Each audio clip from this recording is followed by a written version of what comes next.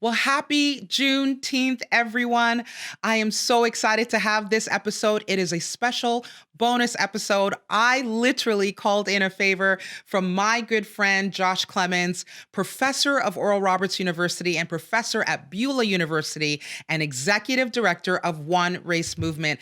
I caught him in between. He's literally speaking to us from his lobby as he prepares to minister at Pastor Mike Todd's Transformation Church tomorrow. He's in Tulsa, Oklahoma on the ground, and he is speaking to us about what Juneteenth is, the impact, where we go from here, and why it matters. We're calling it your invitation to the cookout. You don't want to miss this conversation. Please join us, available on all podcast platforms, or subscribe to my YouTube channel, and I'll see you on the path.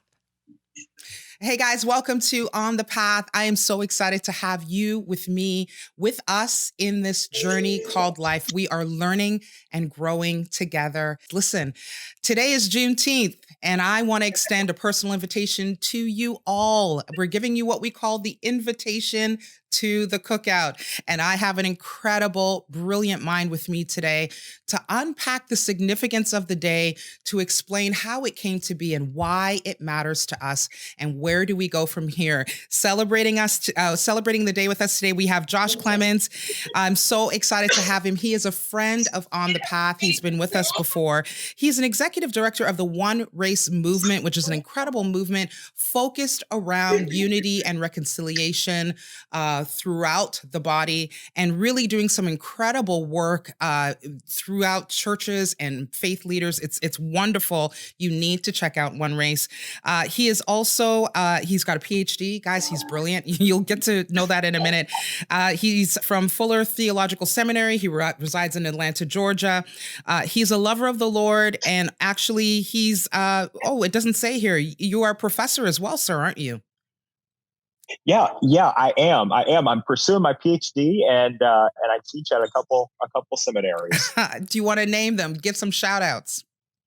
Yeah, Oral Roberts University. Whoop whoop. I'm here in Oral Roberts country right now. Wow. Tulsa, Oklahoma. That's home for us. And Beulah Heights University there in the heart of Atlanta. Wow. Oral Roberts University and Beulah. That's an incredible, incredible journey. And you are leader of One Race Movement. Can you tell us a little bit about what One Race is all about? Yeah. And, Cheryl, I'm going to tell you, it's a privilege to be with you. I admire you so much. I see all the wonderful work that you're doing there in Canada. Thank you, sir. You are a reconciler, a builder of people. And I'm just really, really grateful to be a part of today's podcast. Such an honor.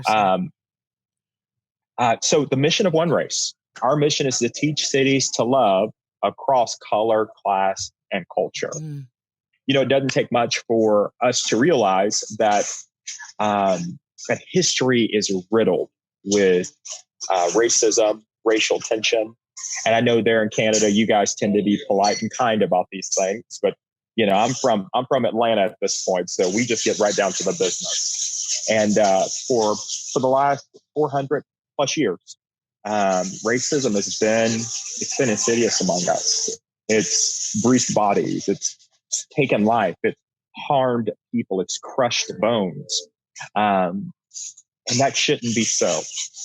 And the institution that's most equipped to deal with it, to address it, to speak prophetically to it, has often been complicit with it. And so what we exist to do is to help the church to love across the racial line, across the cultural line, across the class line, so that we can emerge as the united body of Christ, the bride without spot, blemish, or wrinkle at the return of Jesus. And we have been thrilled to do so for the last 5 years. Wow.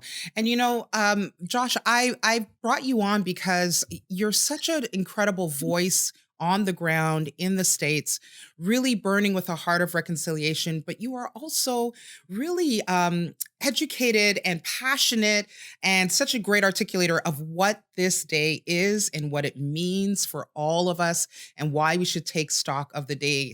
So we're calling it your invitation to the cookout. What is Juneteenth? And I saw a couple of posts from you today, which really, really shook me. And we quickly threw this together. And I'm so glad you are here because it's going to be probably one of my favorite podcasts for the season.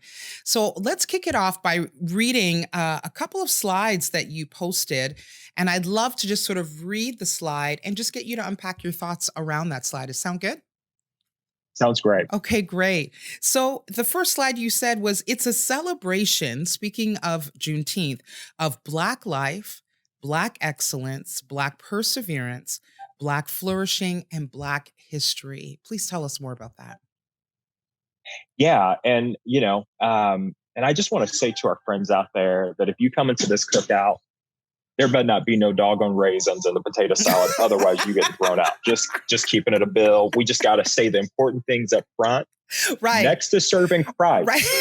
that is, we put paprika on our potato salad, not raisins. Not raisins. So, yeah. if you're going to be a part of this family, right. the body of Christ, right. there will be no raisins. You got to do it right. Salad. I love it. Now, so when we think about Juneteenth, most people until last year had no idea about Juneteenth, but it is the oldest holiday celebrated by African American people around being emancipated, around liberation.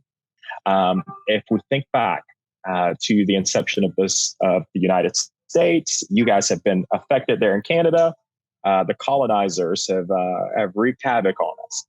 And anywho's, it started a dark trajectory where people were stolen, bought and sold from Africa and forced into enslavement here in the West.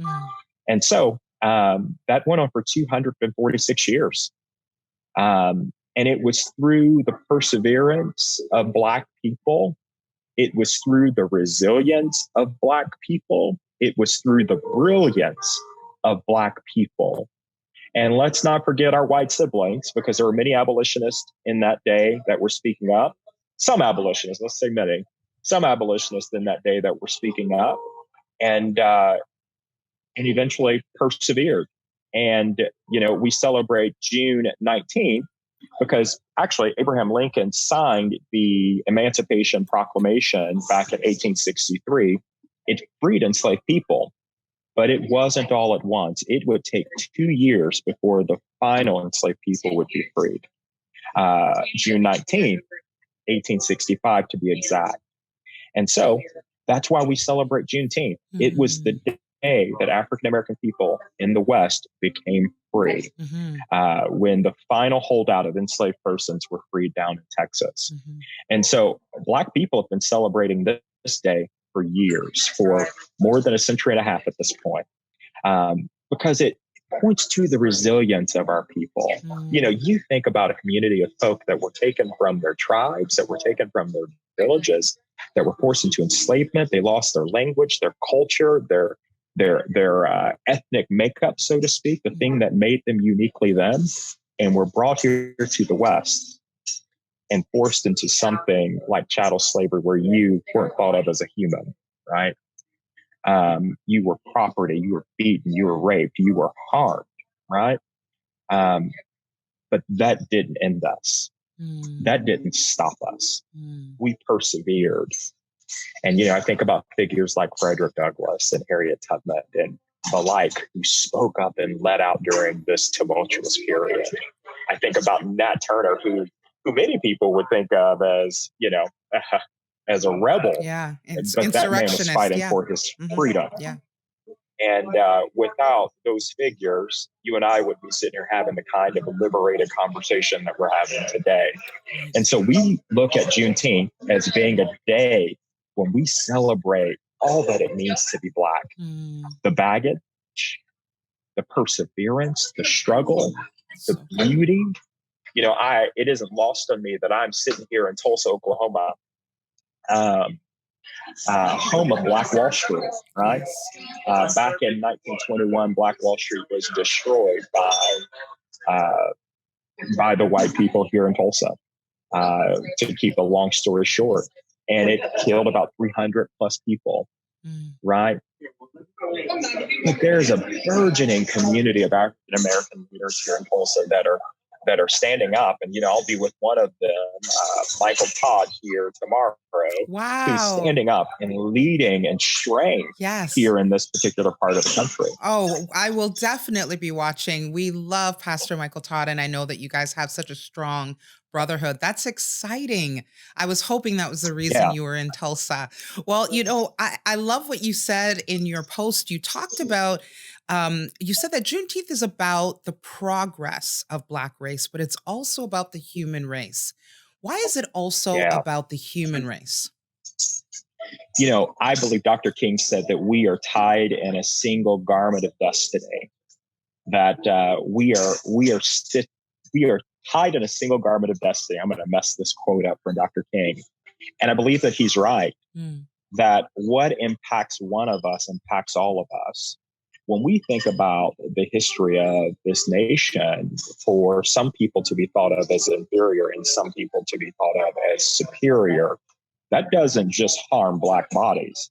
That's harmful to white image bearers just the same. So good. And there's no way of getting around that. Theologically, we are created in the image of God, and none of us should be thought of as more or less than. We are dignified because we bear His very image. And so it's not just about Black flourishing. When African American people were freed and liberated, and it started this justice journey that we're still struggling for today, to be clear, it didn't just liberate us. It presented an opportunity for our white siblings to be free just the same, for us all to see ourselves as those who are created in the image of God and thus appreciate the markings of God on every single person. Oh, I love that. You said that Juneteenth is about affirming the dignity and the Imago Dei impressed upon Black people. Can we talk a little bit about the church's stance on Juneteenth and where we lie in terms of the body of Christ across this great continent of North America, and where do we sit in terms of acknowledging the rights, the freedoms, the equality, racial justice issues? Are we acknowledging the Imago Dei in our Black brothers and sisters? I would say that that's a mixed bag. All right. We go through a year like 2020 where you couldn't get away from it. All right. We're on quarantine, stuck in our homes. We're watching on social media, on the news, all of the racial violence that's taking place across the country and around the world, all the outcry over it. And yet and still here in the States, there are 15 states that have literally passed legislation. And it's just the oddity of all of this. 15 states that passed legislation that makes it illegal to talk about race in the classroom and the oppression that took place, while at the same time we're passing legislation to commemorate Juneteenth as a federal holiday. You want to talk about a conflict? That's a big one. And the church falls along the same lines of polarization.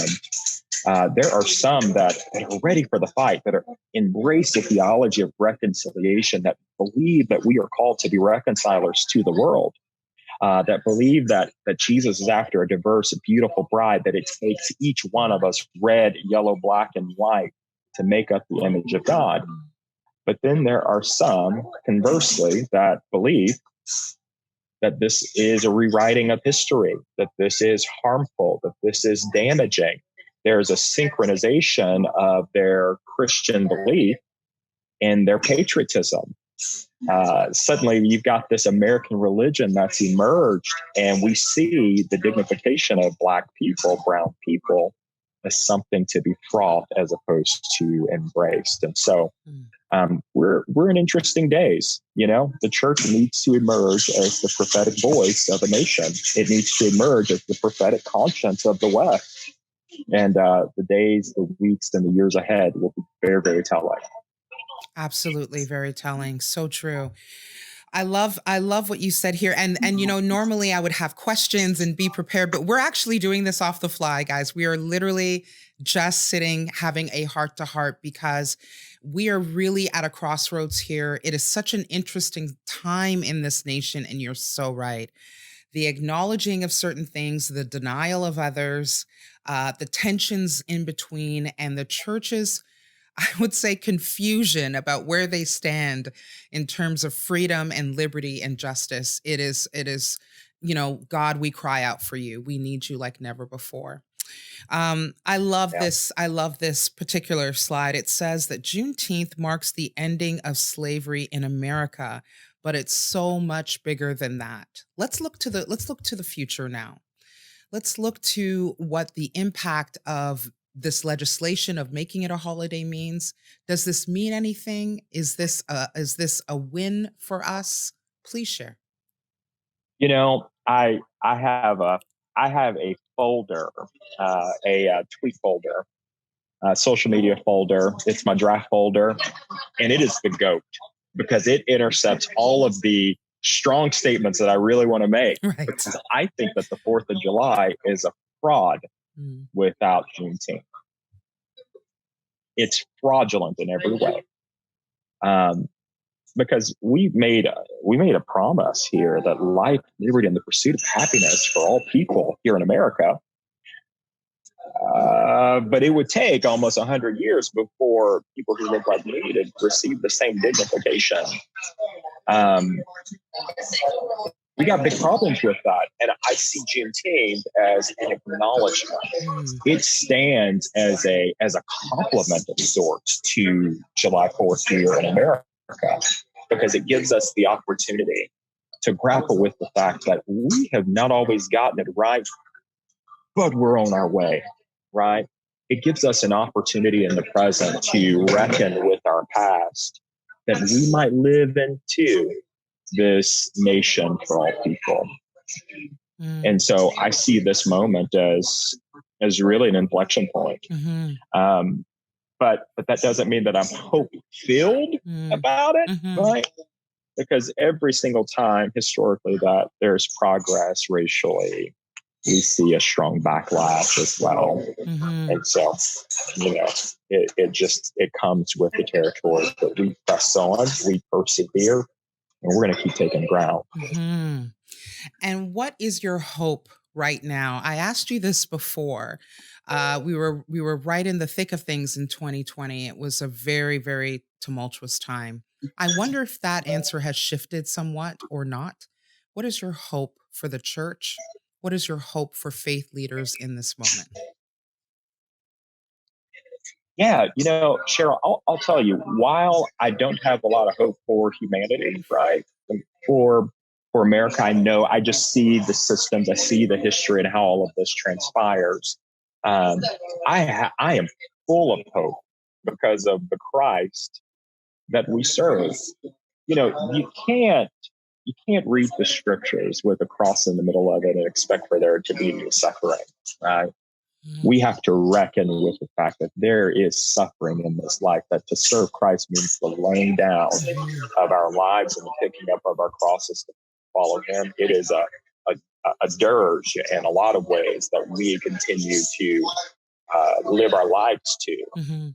Um, but I'm hopeful, because when I flip to the end of the book and we read about the tribes, the tongues, the peoples, and the nations all surrounding the throne of God, it encourages my soul. Mm. I know that the Lord is at work, even in this madness, Mhm. bringing about a purified bride, a remnant of people that are his own.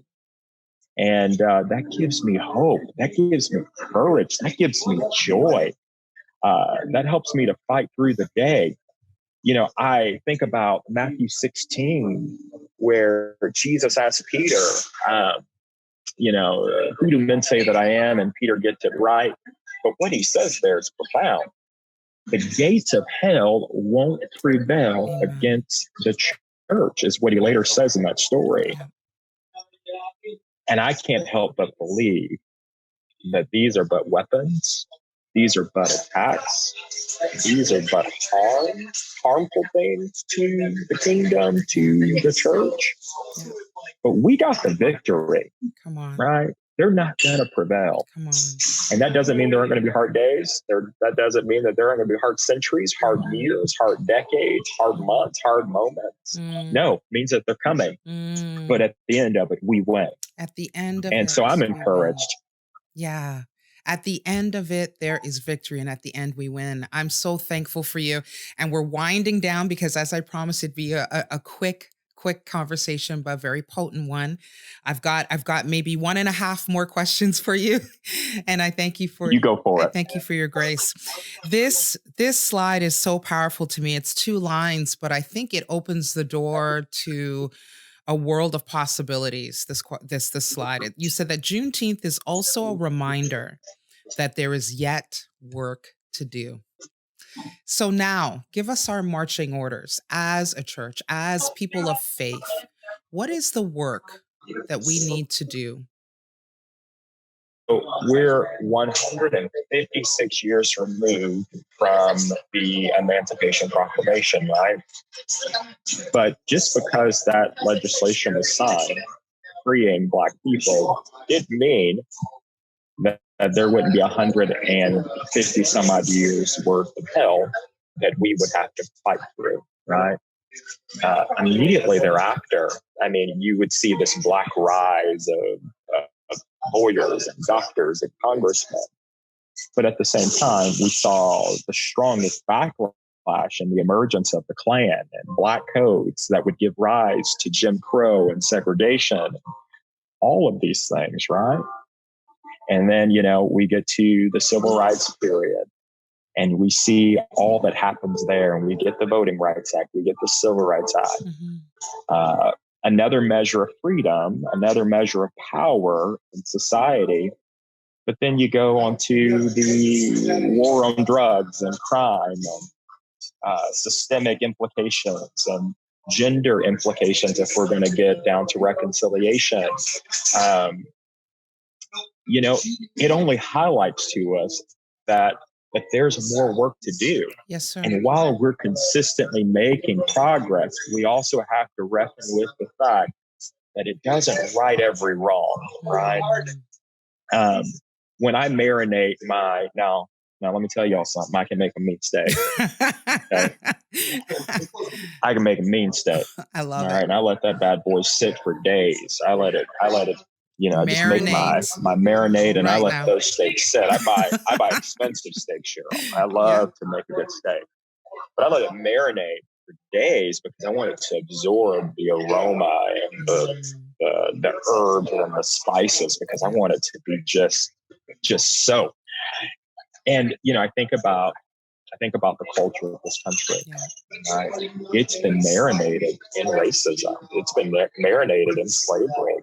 It's been marinated in supremacy. It's been marinated in inferiority of Black people. It's been marinated in these things. And it's absorbed it. And it's going to take us a long period of time before we walk some of those things back. We can't just expect for it to be the flip of a switch and things are better. No. If it took us 400 years to get in this mess, we can expect to work about 400 years to get us out. And so it reminds us that there's yet work to do. Lots to think about. Here's your last, one of your last slides that I love, and I feel like it's a good place to sort of wind down. You said, honor God by honoring and affirming Black dignity, Black worth, and Black image bearers. Tell me a little bit about the restoration of dignity and honor to us as a people. Or what can the church and those that say they are true-blooded allies, how can they ensure that honor and dignity is restored to us as a people? Yeah, I tell you, Cheryl, I think the first place that we have to go is just listen to us and believe us. That's good. It's the first step of allyship. I shouldn't. Yeah. Just listen. Don't stereotype me. Don't try to qualify me. Hear what I'm saying. Hear the testimony of people who look like me throughout history, right? We can't all be saying very similar things and all of us be wrong, right? Listen. Gosh, if we would just listen and hear each other. Yeah. And what I hear from you is you honor us by honoring our truth, our story, our history. Is that right? That's right. That's right. That's right. Listen. Just listen. And then I would tell people to leverage, right? Leverage that privilege that we be talking about. The tables that you have access to, right? The influence you have access to, the rooms, the people, the ideas you have access to. Think about your Black and brown belt brothers and sisters. Leverage that power, leverage your position, all for kingdom good, right? So if I were going to give 2 points for folks, for our friends who want to be allies, who want to join the fight, and even other Black and brown people who have a status or some semblance of success, we need to listen, because sometimes we can get so disconnected that we forget the struggle of other people who look like us. Come on, somebody. Right. We need to listen, and then we also need to leverage. We need to reach back and to serve other people who look like us. And so I think it's an invitation to listen and to leverage. I love that. And I hear also to intentionally make space. And that's part of the leveraging. I love that. Pastor Josh, I feel like calling you Pastor Josh, Dr. Josh, you are all these things to me. How can we track with you, sir? How can we follow you? How can we follow the One Race movement and support? Yeah. So you can check One Race Movement out on all the social media platforms at One Race Movement, Instagram, TikTok, Facebook, Twitter, at One Race Movement, and One Race Movement on YouTube. And then for my personal platform, you can check me out at what am I saying here? You can check me out at Real Josh Clemons. Clemons is spelled Clemons. Real Josh Clemons on Facebook, on Twitter, on Instagram. And here in a couple weeks, realjoshclemons.com. And so you can check me out there. I would love for you to join us on the journey. Fantastic. And you have some incredible, huge events coming up. So I encourage everyone to follow One Race Movement, because they're about to shake the earth again and really reflect the heart of God concerning reconciliation and breaking down these walls of divide. Okay, I'm going to surprise you, but it's not a surprise. You've been on this show before. You've got one last thing to do. You know what it is. Finish this sentence, sir. In light of Juneteenth and this very special day, what is it time for? It's time for intentional love. You know, I was talking to my mentor, John Perkins, a few weeks ago, and he said, Josh, we've got to raise the conversation on reconciliation back to the common language of love. And he said, because all that reconciliation is loving the ethnic other according to their needs, right? I would say it's time for us to intentionally love one another. It's time for us to learn from one another so that we can love one another. So good. That's what I think. So good. And I'm going to flip it. You already know. What is it not time for in this season? It's definitely not time for raisins in the potato salad. Yes. No. It's not time for hiding. No more. It's time for us to bring our whole selves to the table and make no apologies for it. No more hiding. Oh, thank you so much, Josh. Happy Juneteenth to you, and happy Juneteenth to every person who's listening. Whether you're listening on the day or a few days after, we are celebrating Juneteenth in our hearts every single day. And we are not free until everyone is free. We are not safe until everyone is safe. And justice for one is justice for all. Any last closing thoughts for you, sir? You know what? I'm looking forward to the cookout. Let's go, Cheryl. Hand in hand. I love it. I love it. Thank you so much, sir. And thank you for being on the path. Thank you. Thanks for having me.